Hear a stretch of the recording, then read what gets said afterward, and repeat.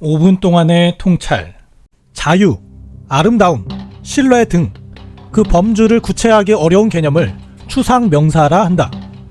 우리는 무언가를 명명하는 순간 그 개념이 실제한다고 착각하기 쉽지만 추상명사는 그렇지가 않다. 추상명사는 인간이 필요에 의해 언어로 만들어낸 언어적 산물이다.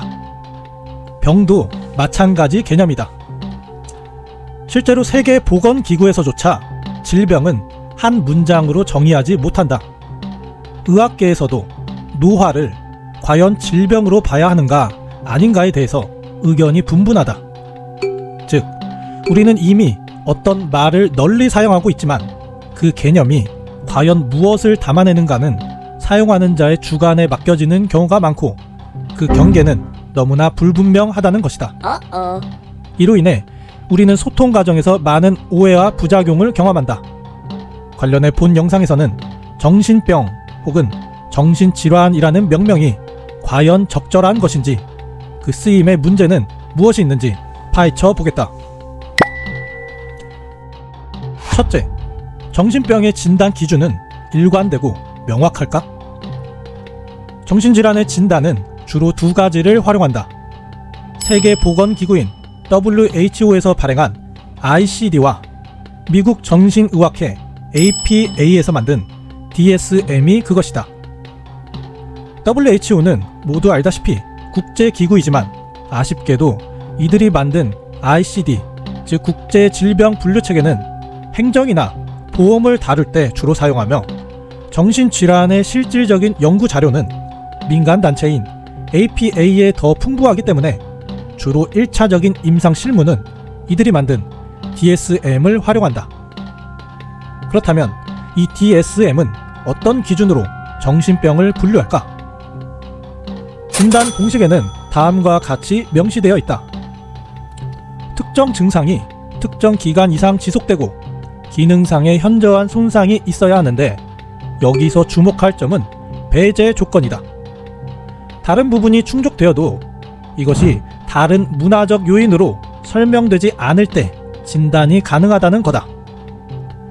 미국의 철학자이자 작가인 로버트 퍼시그는 이런 파격적인 말을 했다. 누군가 망상에 시달리면 정신 이상이라고 하며 다수가 망상에 시달리면 종교라고 한다. 물론 종교인들이 이 말을 들으면 강한 거부감이 들겠지만 이성적으로 따져보아 이 말은 결코 틀린 말이 아니다. 동양 문화권의 신내림이나 다수가 믿는 기독교에 이르기까지 대부분의 영적 체험은 기존 DSM 진단 기준에 비교해보면 사실상 해리와 망상에 매우 가깝다. 영적 체험이나 비합리적 신념은 결코 이단이나 사이비라고 부르는 극단적인 종교 단체에만 해당되는 것이 아니다. 다수가 믿는 기독교에도 사도신경의 내용을 보면 몸의 부활과 영생을 이야기하는 등 이성적 사고로 이해하기 힘든 믿음의 영역이 많다. 그리고 동양권에서 화병이라고 부르는 것들도 DSM에 빗대어 보면 사실 신체 증상을 동반한 우울, 불안장애에 매우 가깝다. 하지만 DSM에서는 이런 모든 항목들을 고통에 대한 문화적 개념이라고 명명하며 따로 떼어 놓았다.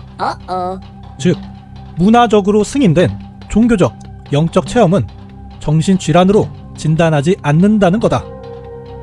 한마디로 문화적으로 승인되었냐 아닌가가 진단에 있어 매우 결정적 사안이라는 건데 바로 여기서 문제가 발생한다. 대체 종교, 신체의 자유가 있는 국가에서 어떤 것이 문화적으로 승인된 종교, 승인된 행동이고 어떤 것은 승인이 안 되는 종교와 행동인지 어떻게 구분할 것인가? 라는 근본적 의문이 생길 수밖에 없다는 거다. 실제로 1972년까지만 해도 동성애는 정신병으로 구분되었다. 이는 DSM-3로 개편되면서 1973년이 되어서야 삭제가 되었다. 한마디로 현재 진단 기준에 냉정하게 비추어 보면 특정 종교나 정치 등의 어떤 집단이 사회적 영향력이 있거나 다수가 되면 진단받지 않을 수 있으나 단지 소수라는 이유만으로 누군가는 병이라는 강력한 부정적인 이미지가 씌워질 수 있다는 거다. No. 그렇다면 이 중요한 결정은 누가 어떻게 할까? 최초 1952년에 구성된 DSM-위원회라는 곳에서 하는데, 여기에는 정신과 의사 및 연구자가 수십에서 수백 명 참여하며 이걸 질환으로 볼 것인가를 투표와 합의로 결정한다. 그리고 분명한 건 그 결정 과정은 결코 과학적 실험 조건처럼 오염되지 않은 환경이 아니라는 거다. 결정 하나하나에 수많은 제약회사와 의학계, 보험 등 이해관계가 얽혀있다. 일례로 PTSD, 즉 외상 후 스트레스 장애라는 명명은 1980년에 최초 등장했는데, 이때 전쟁이라는 큰일을 겪은 후 그런 증상을 경험하는 건 병이 아니라 외려 정상적 기능 아니냐는 관점과 의견이 분명 있었다. 그런데 아이러니하게도 현실적으로 전쟁 피해자들에게 제대로 된 보상을 해주려면 진단명이 필요했다. 즉, 외려 같은 현상을 보고 건강하게 기능하는 사람이라는 타이틀보다 병을 가진 사람이라는 타이틀을 얻어야 이들이 이득을 얻을 수 있는 행정적 구조였던 것이다. 이런 식의 상황적 맥락이 매 진단명 설정에 분명히 영향을 주고 있다는 것이다. 우리가 잘 아는 ADHD의 분류도 정상 아동 행동까지 병리화하는 것 아니냐며 과잉 진단이라는 논란과 의견이 꽤 있었지만, 결국 현재는 성인 ADHD라는 진단명까지 생겼다. 이런 식으로 DSM은 수많은 논란을 거쳐 최근 2022년 DSM-5TR이 나오기까지 총 7차례나 수정되었고, 그 과정에서 수많은 진단명들이 새로 생기고 빠졌다. 이는 이미 정신질환은 고정된 실체가 아니라는 것을 전문가들도 스스로 인정하고 있는 셈이다. 잠깐. 물론 진단의 기준이 일관성을 유지하기 어려울 수 있지만, 그래도 실제로 고통받는 사람이 있고 실질적으로 세상에 도움이 된다면 계속 활용해야 되지 않나요? 라고 반문할 수 있다. 그렇다. 해당 관점을 실용주의라고 한다. 그렇다면 둘째로 정신병의 진단이 병을 치유하거나 돕는 과정에서 과연 얼마나 유효한가 한번 생각해보자. 가장 먼저 정신병의 진단이 가지는 문제 중 하나는 바로 낙인 효과이다. 아무리 정신분열을 조현병으로 이름을 바꾸고 실무자들이 선입견 가지지 마세요라고 죽어라 100번 1000번 홍보한다 한들, 우리가 그것을 병 혹은 질환이라고 명명하는 이상 부정적 낙인 효과는 없어지지 않는다. 우리가 현재 정신병이라 부르는 행동들을 사실 자세히 보면 그것이 어디까지가 선천적이고 후천적 환경 탓이든 간에 자신이 처한 조건에서 살아남기 위해 애쓰고 있는 하나의 생존 방식이라는 것을 기억해야 한다. 그리고 비율적으로 선천적이기만 한 것은 거의 없으며 후천적 노력 과정에서 생긴 여러 행동들이 복잡하게 꼬이고 꼬여 부작용들이 생기는 경우가 대부분이다. 그런데 병이라는 명명은 워낙에 그저 없애야 할 악이나 해인 듯한 이미지를 우리에게 심어준다. 죄는 미워하되 사람은 미워하지 말라는 말처럼, 만약에 정말 우리가 사람과 증상을 두부 자르듯이 구분할 수 있다면 문제가 되지 않을 것이다. 그런데 실상은 전혀 그렇지 않다. 이런 명명은 심지어 그들을 돕는 사람들, 즉 의사나 상담 심리자에게조차 종종 그가 살고 있는 주관적 세계에 대한 존중을 잊게 하고 그를 수정해야 할 대상 정도로 취급하게 만든다. 더군다나 병의 명명은 결코 부정적 낙인 효과만 가지는 게 아니다. 가장 보편적인 정신질환 중 하나인 중독 문제를 보면 심각한 중독된 상태는 통제 불가한 부분이 있다 한들 사실 그 시작은 자발적 선택인 것이 분명하다. 더욱이 어느 정도 중독인 건지 얼마나 통제가 안 되는 것인지는 의사도 분명히 구분할 수 없다. 이렇게 모호한 영역이 매우 많이 있음에도 병이라는 명명은 마치 내 잘못이 아니야. 이건 병일 뿐. 너의 의지의 문제가 아니란다. 라는 메시지를 주게 되고, 이는 당사자로 하여금 어떤 책임이나 노력을 기피할 명분과 회피적 심리를 자극하게 한다. 분명히 생활 태도와 습관의 개선 등 노력이 병행되어야 함에도 오직 약물에만 의존하는 등의 경우가 생긴다는 거다. 그리고 무엇보다 정신병의 명명이 가지는 가장 근본적 문제는 정신적 심리적 문제를 오로지 개인의 문제인 듯 생각하게 하는 것이다. 우리가 사는 사회에 결코 혼자서만 독립적으로 존재하거나 독립적으로 일어나는 현상은 아무것도 없다.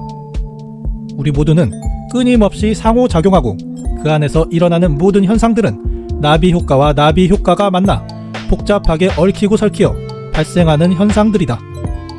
즉, 우리 사회라는 조직은 하나의 커다란 유기체에 가깝다는 것이다. 그러니 현재 우리가 정신병이라고 부르는 행동을 하는 사람들이 사회에서 보이는 것은 개인의 책임으로만 볼 것이 아니라 연대 책임의식을 갖는 것이 보다 이치에 맞다. 그런데 정신병으로 명명하는 행위 자체는 이 연대의식을 가지는 것을 명백히 방해한다. 그 시선이 연민이든 혐오이든 간에 그 책임 소재를 나와 구분지어 바라보는 것 자체가 오류라는 거다. 그런데 마치 이 오류가 상식인 듯한 문화를 조장한다.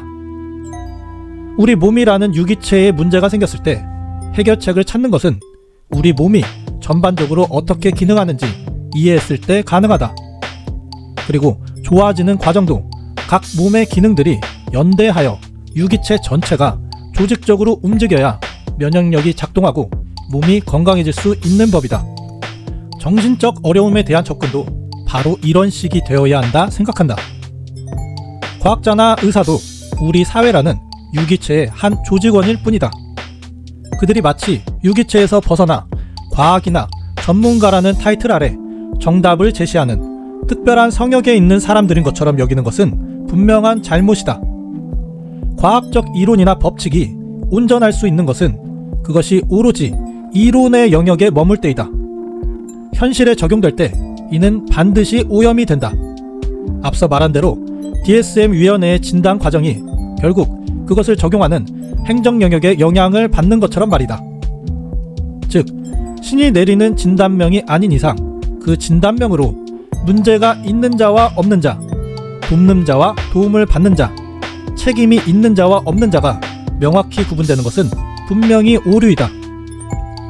계속 이런 시스템 하에 있는다면 권력 여부와 문화적 영향력, 다수냐 소수냐에 따라 정신병자의 유무가 갈리며 사회적 참상이 생길 때면 그 책임은 특정인들만 독박 쓰는 총극이 지속 발생할 것이다.